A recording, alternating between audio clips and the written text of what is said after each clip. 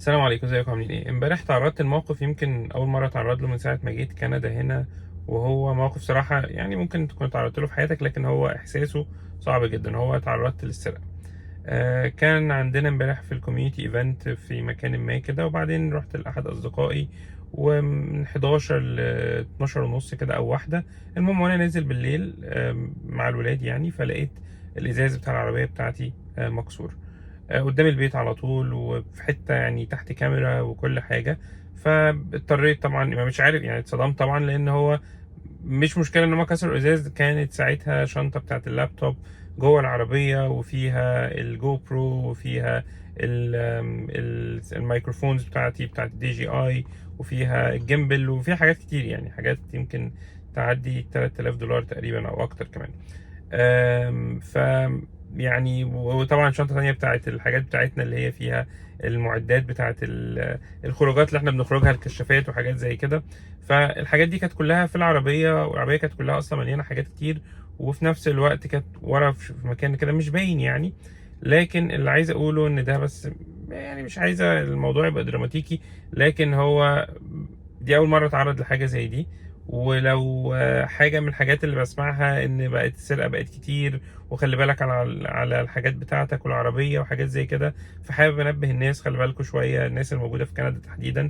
واضح إن يعني الأزمة اللي هي الناس فيها دلوقتي مخلية السرقات تكتر بشكل كبير جدا. يعني بقول لكم 6 سنين عمري ما تعرضت لحاجة زي دي. كانت حتى الشنط والحاجات كانت تبقى في حتت أوضح بكتير، مش بالليل ولا أي حاجة، ويعني جرأة كبيرة ان الحرامي يجي يسرق الحاجات ديت. الموضوع ده حصل في منطقة اسمها بيرنبي.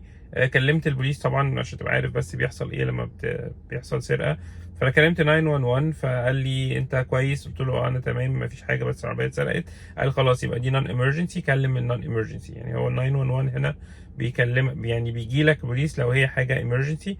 فكلمت النون ايمرجنسي، قعدت معاهم على الويتنج بتاع ساعة كده ولا حاجة، لحد ما ردوا عليا ايه اللي حصل. والله اتسرقت العربية. طب احكي لنا، في شهود، في مش عارف ايه، في يا جماعة طب حد هيجي؟ لا، ما حدش، مش لازم حد يجي الا لو في شهود او حاجة. طب ما هو مفيش شهود دلوقتي. فالمهم عملت فايلنج لبوليس ريبورت يعني.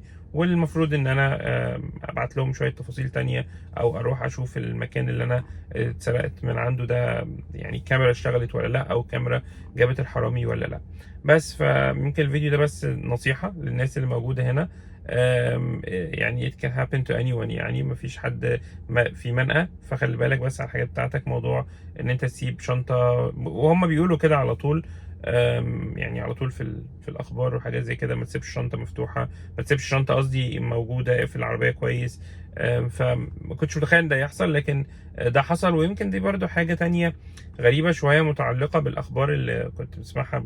كنا فاكرينها حاجة هزلية، بيقول لك سيب المفتاح بره للحرامي عشان الحرامي ما يسرقش العربية بتاعتك. أنا كنتش مصدق، بس واضح إن هم الحرامية بقوا أجريسيف، وبقوا جرأة جدا حتى إن هم يسرقوا كده. مش هقول في وضح النهار، كانت الساعة 11 بالليل، بس في حتة قدام مدخل عمارة يعني ممكن أي حد يشوفه، بس هو ما فرقش معاه.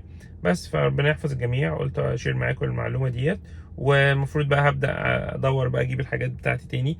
هو مش من البوليس يعني ان انا هبدأ اشتري الحاجات ديت تاني، فربنا يكرم كده اجيبها ان شاء الله تاني. وبالنسبة للبوليس اعتقد ان انا المفروض افولو اب بقى واشوف الحاجات عملوا ايه، هل قبضوا على اللص ولا لسه، ولا ايه الاخبار. بس يومكم جميل، وخلي بالكم على نفسكم. طبعا لو الكلام ده في كندا او اي بره اي مكان، فاللصوص يعني اعتقد نفس المنتاليتي. يعني خلي بالكم على نفسكم، نشوفكم على خير. السلام عليكم ورحمة الله.